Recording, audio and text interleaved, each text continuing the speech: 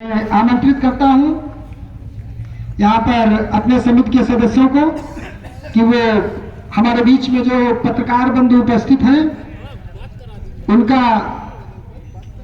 सम्मान करेंगे।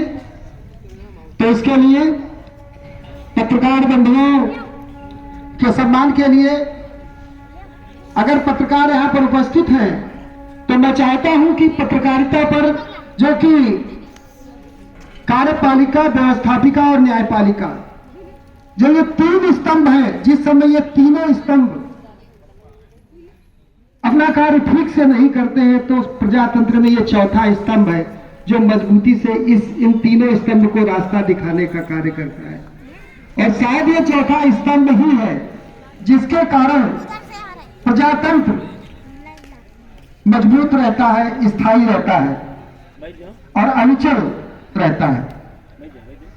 हाँ, मैं एक पत्रकार हूं, हाँ मैं एक पत्रकार हूं।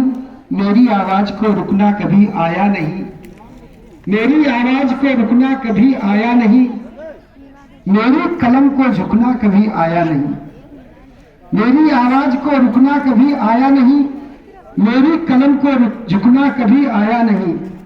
रोज मिलते हैं सियासत के नए पहरेदार, रोज मिलते हैं सियासत के नए पहरेदार। सियासत बदलती रहती है, कभी कोई राजा है, कभी कोई राजा है, कभी कोई राजा है, और हमेशा राजा अपने ढंग से पत्रकारिता को दबाने का प्रयास करता है, उसका मुंह बंद करने का प्रयास करता है। क्योंकि पत्रकार प्रश्न पूछता है और प्रश्न से सबको चुन लगती है सियासतदानों को।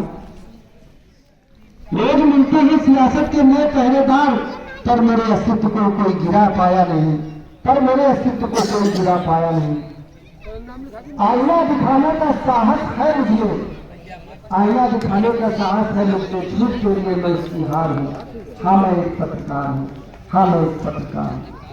लोकतंत्र का चतुर्थ स्तंभ हूँ, लोकतंत्र का चतुर्थ स्तंभ हूँ, अन्याय के विरुद्ध सच के संग हूँ। मजदूर और मजबूर की आवाज, मजदूर और मजबूर की आवाज समाज का एक अभिन्न अंग हूँ। सच के लिए हरदम मैं निर्भीक हूँ, नहीं लाचार हूँ। हाँ मैं एक पत्रकार हूँ, हाँ मैं एक पत्रकार हूँ। सत्यता व सटीकता, निष्पक्षता व संतुलन, जवाबदेही, जनता की सेवा, इन सब चीजों के लिए लड़ने वाले पत्रकार बंधु माइटर देशवर, माइटर देशवर, फिर से गार्ड का तलवार में हमेशा ही फिल्म की ताकत बड़ी होती है। ये 1839 में एडवर्ड मलबरी ने कहा था, जो आज भी इतना। तो मैं आमंत्रित करता हूं अपने समिति के सदस्यों को कि वो यहाँ पर आकर के पुष्पहार और लोई से और पुलिस माइकल देशवर और हमारे बीच में इस कैकेई, एक ऐसा पात्र जिसने समाज को बदलने के लिए, समाज में जो बुराइयां थी, जो आतंक था, जो दुराचार था, उसे लड़ने के लिए नेतृत्व में रह करके एक अपने से चिंता किए बिना एक नई कहानी लिखी, एक युग सृष्टा का काम किया। वो कैकेई एक सटीक रूप से आज हम अपने पत्रकार बंधुओं को समर्पित करेंगे। तो मैं आग्रह करता हूं अपने समिति के सदस्यों को कि वो आकर के यहाँ पर हमारे पत्रकार बंधुओं का स्वागत करेंगे।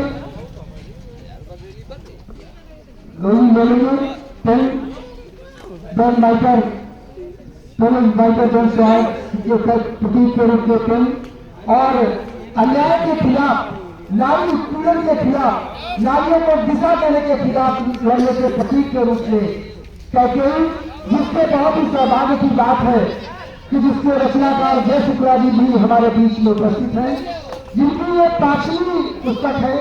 इससे पहले 4 पुस्तकें Kaikeyi part 1, Kaikeyi part 2 English में, स्त्री, और द्वारका, ये अंग्रेजी में प्रकाशित की, लेकिन बहुत हम सब लोगों के मिलने जुलने वालों के आग्रह से ये कैकेयी अंग्रेजी में, हिंदी में उन्होंने रचना की, जो कि अपने आप में एक स्तंभ है।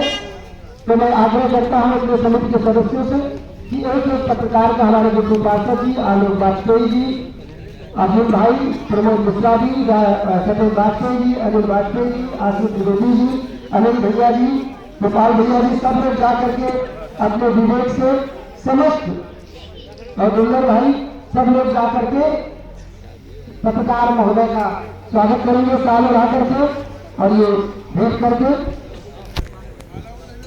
माला पुष्पहार अर्पित करेंगे।